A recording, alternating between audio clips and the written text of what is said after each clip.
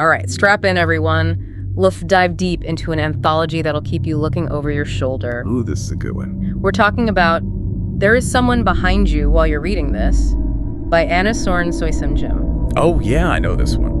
And here's the thing, each story, get this, it starts without a title. You only find out the title at the very end. Really? Talk about a slow burn, right? Keeps you guessing the whole time. Oh, I love that. Like you're just thrown right into the action, no clue what's coming next. Yeah, like walking blindfolded into a haunted house, you have no idea what's waiting around the corner. I love that analogy. And knowing Soisa-ngim, you know, filmmaker, musician, he's gonna have a flair for the dramatic, right? Visuals, sounds, all that. Definitely. His background definitely brings something unique to his writing. Okay, so let's jump into the first story. Imagine this. A gas station, middle of nowhere, called Star Gasoline. It's the night shift. And there's this set of instructions that just scream creepy. Just the setting itself, a gas station at night, it's already got that isolated, eerie vibe. Oh, totally. Like it's a gateway to some other dimension. And that sickly yellow light they always have. Long shadows everywhere. Instantly unsettling. And our main character, Alex, this new guy on the night shift, he finds this red sheet of paper with instructions. Oh. Right? Turn off half the lights at closing, mop the drinks aisle at 12:05 a.m. sharp. Okay. And watch out for Fred. Wait, Fred, like who's naming these things? Right. It's like they're trying to make it sound less scary, but it just makes it weirder. It's the specificity of these rules that really gets me. It's like you mess up one little detail. And boom, something terrible happens. Exactly. It's like you're performing some dark ritual. So naturally, Alex has a run-in with this Fred. He follows the rules, barely escapes with his life. Yeah. But the whole thing messes him up. Nightmares, this constant ringing in his ears. Could be tinnitus. Yeah. From the stress. Oh. Or maybe it's something more. Yeah, the story leaves that open. That ambiguity makes it even creepier, though. Like, is it psychological or is something supernatural still attached to him? Keeps you thinking about it long after you're done reading. Okay, let's move on to story number 2. No title, remember, just a setting. Yeah. McDonald's. Late at night. McDonald's. Okay, that doesn't sound scary. Right, you'd think it'd be the last place you'd find something creepy, but not in Soisa-ngim's world. He's really good at taking the ordinary and making it unsettling. Yeah, like now I'm gonna be looking over my shoulder every time I order a Big Mac. So our main character this time, Blair, she's left alone with these bizarre rules, like this one about Stan. Stan's this big guy, huge appetite. Okay. And if he complains that his burger's missing pickles, you gotta offer him a chocolate shake. A shake? What? Yeah, I know, it's weird. But it highlights how powerless Blair is. She has to follow these rules no matter how absurd they are. Because if she doesn't? Who knows what could happen? Right. And it just gets crazier from there. There's this hooded figure at the drive-thru, this old woman demanding to know where Tony is. Oh, no. It's like this escalating series of encounters, each one creepier than the last. Pushing her closer and closer to breaking the rule. And then a Hamburglar shows up. Yeah, the Hamburglar. Yeah, that's what I thought. But here he is, and he's not the lovable mascot we remember. He's a threat. Oh, yeah. Yeah. And it's brilliant, right? He takes this iconic childhood figure and twists it into something terrifying. Soisa-ngim knows how to play with our expectations. Big time. Before we move on, let's talk about these missing titles again. Seriously, it's messing with my head. It's really effective, though. You're constantly on edge, wondering what the story's even about. Yeah, like you're walking through this haunted house and you don't even know the name of the room you're in. It's unsettling. And then, when you finally get the title, it's like this aha moment. Usually right when you're already creeped out. It's like the title itself is part of the scare. Okay, deep breath. Let's dive into story number 3. This one's about Jack, this kid who lost his sense of taste after a freak accident at a swimming pool. Oh, wow. That's a tough one. Losing your sense of taste. It's like losing a whole part of yourself. Totally. And he gets bullied for it, too. So not only can he not taste anything, but he's also isolated from everyone else. Bit of a whammy. And then, to make matters worse, the gym teacher decides to have PE at the indoor pool. Oh, no. With his fear of water. Yeah. Jack's terrified of water because of the accident, so this is like his worst nightmare. It's interesting, though, how Soisa-ngim uses the pool as this symbol of both childhood and fear. Yeah, I get that. It's a place where you learn to swim, have fun, but it can also be dangerous. Exactly. That duality makes it even more unsettling. So Jack tries to avoid the pool, but then it gets shut down for some mysterious contamination, and that's when things get really weird. What happens? Well, there are rumors about students sneaking into the closed pool area at night, whispering about going to see her, and bringing in all sorts of strange stuff like fertilizer, sleeping bags. Fertilizer. Okay, that's just creepy. And her. Who's her? Right. It's like a trail of breadcrumbs leading straight into a nightmare. So what's lurking in this pool? That's what Jack's trying to figure out, and let me tell you, it's something you won't see coming. Oh, I can't wait to hear about this. Get ready for some serious chills. Okay, spill the beans. What's in the pool? Well, one night, Jack finally sees what's going on. He goes down to the pool, and the water is this eerie purple color. Yeah, and there's dirt and flowers all over the bottom, and get this. There's a big mouth Billy Bass toy, just singing. Wait, what? Like the singing fish? The one and only. It's so out of place, so bizarre. It's almost funny, Yeah. but also super creepy. Like, why is it there? Right. And then Jack gets pulled underwater. Oh no. He comes face to face with this giant worm-like creature, no head, just rows of teeth and these twig-like arms holding him. Oh my God. That's terrifying. And here's the really messed up part. The other students, they're not scared. They're chanting, praising this creature's beauty. They're worshiping it. It's like they're brainwashed or something. What's going on? How is it controlling them? It seems to communicate through taste. But Jack, remember, he can't taste anything. So he's immune to its influence. Exactly. Yeah. He's trapped watching his classmates get drawn deeper and deeper into this horrifying situation, and there's nothing he can do. So he's like a prisoner in this weird underwater cult. Yeah, and because he can't be controlled, he's actually a threat to the creature and its followers. Oh man, that's bad news for Jack. Things get really intense. There's this whole plan for an uprising against anyone who hasn't been influenced by the creature. Jack ends up at the pool, surrounded by his classmates, and they're ready to kill him. Whoa, hold on. This is getting dark even for Soisa-ngim. But then there's a twist. In the struggle, Jack cuts his hand, and the creature tastes his blood. And for the first time, it recognizes his fear. What? The creature can sense emotions. Yeah, it's like it has this twisted form of empathy. It sees how terrified Jack is, and instead of killing him, it offers him a bargain. A bargain? Yeah. With this thing? Yep. Run an errand, and in return, the creature promises to leave, and everything will go back to normal. Okay, that sounds way too good to be true. What kind of errand are we talking about? Buckle up, because this is where it gets truly chilling. Jack has to drive Everett, the first student who fell under the creature's influence, all the way to Chesapeake Bay. Chesapeake Bay, that's a long drive. What happens there? Everett wades into the freezing ocean. Essentially, he sacrifices himself. Oh my God. That's heavy. So Everett dies, the creature dies back at the pool, the other students get sick, and everyone blames it on some parasite in the water. So life goes back to normal, but at a terrible cost. Exactly. But Jack, he knows the truth. He knows that something dark happened, something that can't be explained away so easily. That lingering feeling that something's not right. That's classic Soisa-ngim. Right. It makes you wonder if the creature's influence is truly gone, or if it's just dormant, waiting to resurface. Ugh. Okay, I hate a minute to process all that. Pool creatures, singing fish, bargains with monsters. Soisa-ngim's really outdone himself this time. He has a knack for pushing the boundaries of horror, doesn't he? But this next story, oh man, this one takes us to a whole new level of creepy. We're going to Alaska, a luxury resort, where heartbreak and isolation collide with something truly sinister. Alaska. Okay, I'm intrigued.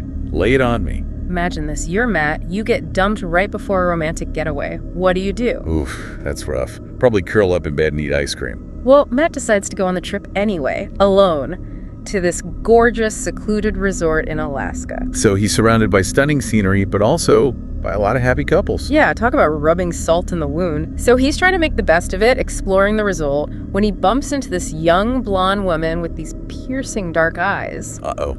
She sounds suspicious. She gives him this creepy smile, then vanishes. Vanishes, like poof. Gone. And the next morning, things get even weirder. Matt wakes up, and everyone's gone. The entire resort is deserted. Whoa, hold on. Everyone's gone. Yeah, they just vanished into thin air. No staff, no other guests, just Matt. Okay, that's seriously creepy. Like Twilight Zone level creepy. And it gets worse. From his cabin window, Matt sees something horrifying. The missing guests are back, but they're covered in blood, chanting, dancing around bonfires. Covered in blood. What the... What happened to them? That's what Matt's trying to figure out.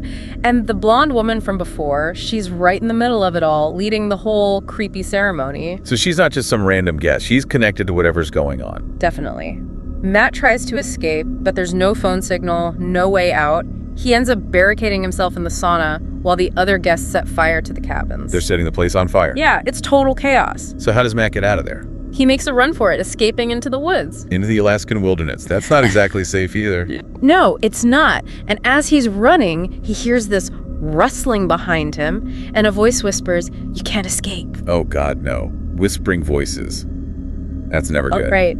Matt keeps running, eventually finding a clearing, but the voice comes back, "You can't escape." It's like whatever's chasing him is everywhere. Always one step behind. Exactly. Then this icy fog rolls in, and he's surrounded by shadowy figures with glowing yellow eyes. Oh, man, this is giving me chills. They're closing in, Yeah. and then everything just stops. Figures vanish, fog clears. Matt's left standing there, alone but terrified. So is he safe? He thinks he is, but he's still lost and alone in the wilderness. He stumbles upon an old cabin, hoping to find shelter, but guess who's waiting for him inside? Don't tell me. The blonde woman. Yep. She tells him he can't escape, and then these shadows come out of the walls, engulfing the room in darkness. Shadows coming out of the walls. What is going on? Right. It's like reality itself is breaking down. And the woman, what happens to her? She's gone when the shadows recede. But Matt can't shake this feeling that he's being watched. He hears voices outside calling to him and can't resist going to check it out. Probably not a good idea. Nope. He goes outside, and it's a scene straight out of a nightmare. The missing guests are all there, surrounding the cabin. Their eyes are glowing yellow, their faces blank, and lurking beyond the edge of the light is something massive, menacing. Oh, wow. That's intense. Matt tries to run, but he's frozen in place. The guests close in, their cold hands grab him, and then everything goes black. Another cliffhanger ending. Yeah. So what happened to Matt? We don't know for sure. Months later, hikers find the resort in ruins. The bodies of the guests are burned beyond recognition, but their eyes are still glowing yellow. That's such a disturbing image. Authorities call it an accident, but locals whisper about a darkness that lives in those mountains. It's like whatever happened at that resort. It left a stain, a lingering evil. It's like the place itself is cursed. Exactly. So we've gone from creepy gas stations and McDonald's to haunted swimming pools and now a cursed resort in Alaska. Soisa-ngim doesn't shy away from taking us to some dark places, does he? Nope. And what's even more disturbing is that these stories could happen anywhere. It makes you wonder what might be lurking in those seemingly ordinary places we visit every day. Right, like maybe we're not as safe as we think we are. Okay, ready for one more terrifying tale before we wrap things up. This time, we're diving into the heart of a prison, where a sleep experiment goes horribly wrong. A prison, a sleep experiment, what could go wrong, right? Famous last words. Tell me more. So our main character, Ted, he's young, been wrongly convicted, and is desperate to get out. Makes sense. He volunteers for this experimental sleep study, hoping it'll shave some time off his sentence. Ah, so he's hoping for a shortcut to freedom. Exactly. I bet that backfires spectacularly. Oh yeah, big time. He ends up in a special wing of the prison hospital, run by this Dr. Brown. Okay, and Dr. Brown is? Let's just say he's a little intense. Real mad scientist vibes. Obsessed with his research. No regard for the consequences. You got it. Uh-huh. He wants to eliminate the need for sleep altogether, and his methods are questionable, to say the least. Sounds like a recipe for disaster. So Ted agrees to take this red pill, thinking it'll help him sleep less. Does it work? Well, kinda. He does sleep less, but his sleep paralysis gets way worse.